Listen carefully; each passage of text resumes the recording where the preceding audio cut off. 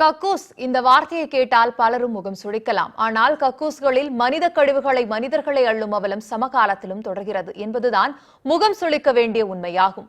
மனித கழிவுகளை மனிதனே அள்ளும் அவல நிலை குறித்து விரிவாக பேசும் ஆவணப்படம் தான் கக்கூஸ். அது தொடர்பான ஒரு செய்தி தொகுப்பை பார்க்கலாம். எங்க போனாலும் பாத்ரூம் கழுவுனே, பியல்னவே, குப்பையாலனவே நீ வெளியே போனா தோத்தை விடுறாங்க. 10 வீட்டு கக்ஸ் அள்ளுறோம். ஒரு வீட்டு கக்ஸ் வந்து ஒரு விஷவாயுவா இருக்கும். ஆனா நான் போற இடம்லாம் எனக்கு கக்கூஸ் தான். இதுக்குன்னு எங்களுக்கு போட்டாங்க. அதை அல்றதுக்கு கூட எங்களுக்கு சரியான ஆயுதம் இல்லாம கையில தான் இருக்கும்.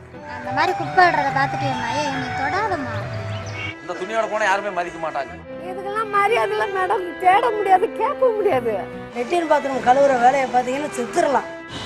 நானும் மனுஷன் தானே. ரொம்ப கஷ்டம்ங்க சாமி. எங்களுடைய வறுமையை வந்து இந்த சமுதாயம் பயன்படுத்துது. கக்கூஸ் ஆவணப்படம் தமிழகத்தின் பல்வேறு இடங்களில் பணிபுரியும் துப்புரவு தொழிலாளர்களின் பணிச்சுமை, சாதி கொடுமை, பொருளாதார சிக்கல்கள் என பல்வேறு கோணங்களை பதிவு செய்கிறது.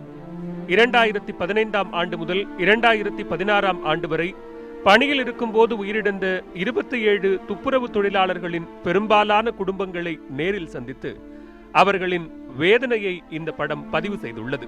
சட்டம் பயின்று மாற்று சினிமாவில் ஆர்வம் கொண்டுள்ள 25 வயது திவ்யா இந்த ஆவணப்படத்தை எடுத்துள்ளார்.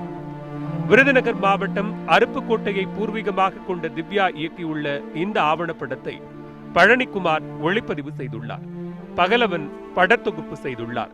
இதுல வழக்கமா துப்புரவு பணியாக பார்த்தீங்கன்னா அந்த மழை அள்ளுறது, அப்புறம் செப்டி டேங்க்ல இறக்குறது, இதை தாண்டி யாருமே துப்புரவு பணியாளர்களுடைய பிரச்சனையே பேசுறதே இல்லை. அவங்களுடைய கல்வி எப்படி மறுக்கப்படுது, வேலை வாய்ப்பு எப்படி மறுக்கப்படுது, ஏன் மீண்டும் மீண்டும் கும்பல் கும்பலா இந்த வேலைக்கு இன்னும் கூட்டிகிட்டே தான் இருக்கிறாங்க, குறையவே இல்லை. கும்பல் கும்பலாக வராங்க. ரொம்ப சின்ன 18-16 வயசுலேருந்தே பசங்க வர ஆரம்பிச்சிட்டாங்க. பெண்கள் பெரிய எண்ணிக்கையில் வர ஆரம்பிக்கிறாங்க. ஏன் இல்லை பெண்கள் அதிகமாக இருக்கிறாங்க? இதுக்கு 3% இடஒதுக்கீடு வேறு இருக்குது. அருந்திய மக்களுக்கு உள் இடஒதுக்கீடு இருக்குது. ஸோ அந்த ரிசர்வேஷன்லாம் எங்கே போகுது அப்படிங்கிற இப்படி எல்லாத்தையுமே ஒரு மாதிரி ஒரு ஆய்வு பண்ணியிருக்கோம். அது எல்லாத்தையும் படம் பேசுது. சென்னை கோடம்பாக்கத்தில் ஞாயிற்றுக்கிழமை இந்த ஆவணப்படத்தை பத்திரிகையாளர் பாஷா சிங் வெளியிட பணியில் இருக்கும்போது இறந்த துப்புரவு தொழிலாளர்களின் குடும்பத்தினர் பெற்றுக்கொண்டனர்.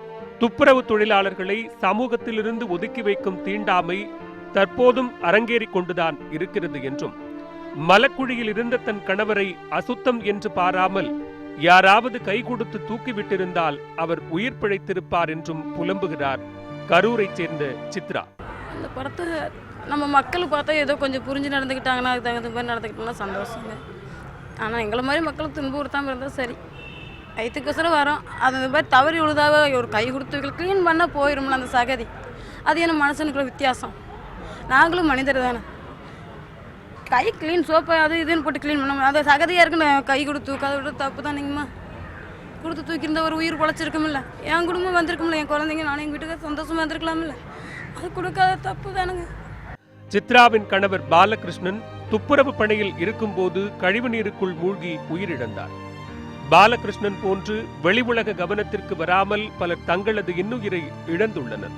மனித கழிவுகளை மனிதர்களே அள்ளுவதற்கு சட்டப்படி தடை இருந்தாலும் பலர் அதை ஏற்கும் மனநிலையில் இல்லை. 21ஆம் நூற்றாண்டில் பல்வேறு வசதிகளுடன் நாம் வாழ்ந்து வந்தாலும் மனித கழிவுகளை மனிதனே அகற்றும் செயல்களை தடுக்க சட்டங்கள் மட்டுமின்றி மக்களின் மனமாற்றமும் அவசியமாகிறது. ஒளிப்பதிவாளர் ஜாஃபருடன் சாரதா, நியூஸ் 18 தமிழ்நாடு.